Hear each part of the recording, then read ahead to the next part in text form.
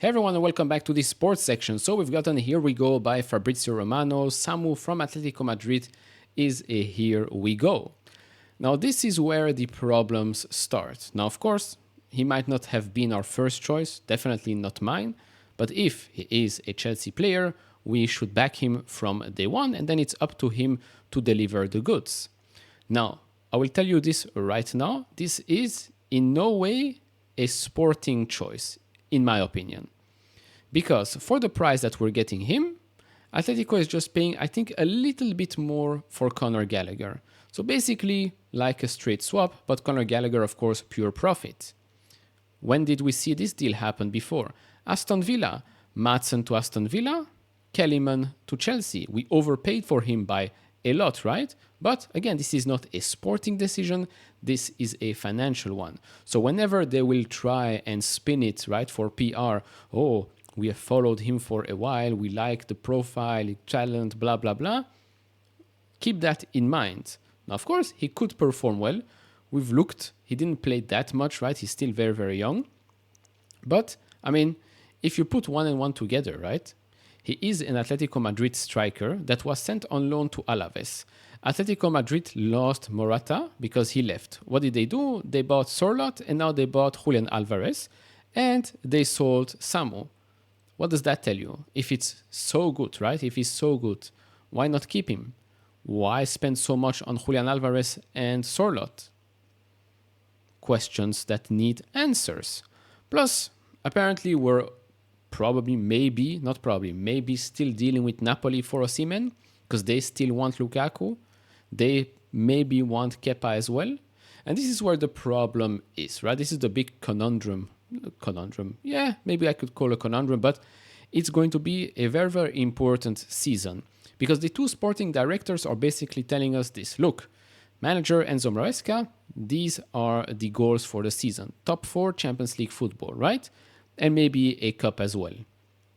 Now, if you do that, but you do not back it up with real experienced strikers or transfers as a whole, then you're putting the club, the team, the fans, the coach in a difficult position.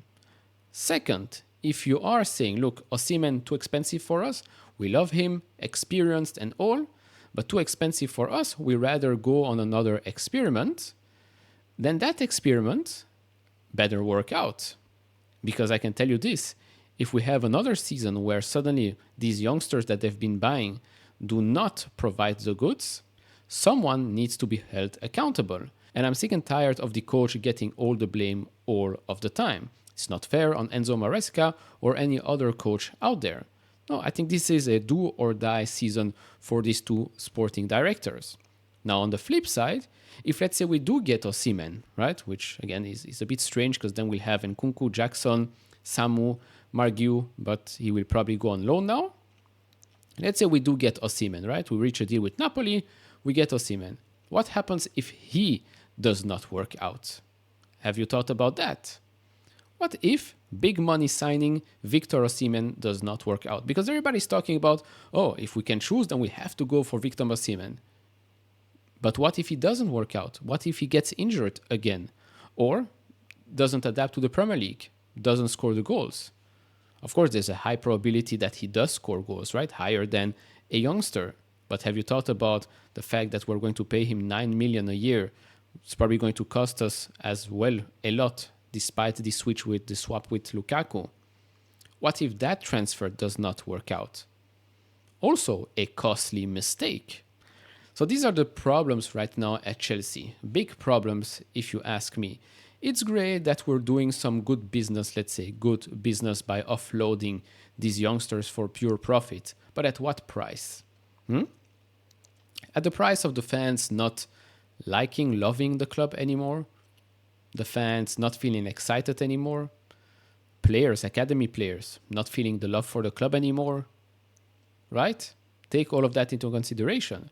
It would be something else if we were winning the Premier League, if we were playing the Champions League and stuff like that, and basically like Real Madrid or Manchester City, and we did these types of moves. Then okay, then at least the fans have something to cheer about. Success, right? That's what the previous ownership brought us. Success. This one, This one I would categorize as an experiment that has been going on for 2 seasons now. Let's see what happens in this one. Of course, I'm staying positive, season hasn't started yet, so let's see how that does play out. But yeah, you have to think about all of those things. We all want big name signings, right? These experienced players. We need experienced players in the team. But you have to think about both sides of the story. One, if the money-making moves like Samu, Gallagher swap and those things, if these things don't work out, can we afford another season outside of the top 4, outside of the Champions League? How much brand damage can we still endure? On the flip side, again, big money signings. What if those things don't work out, right?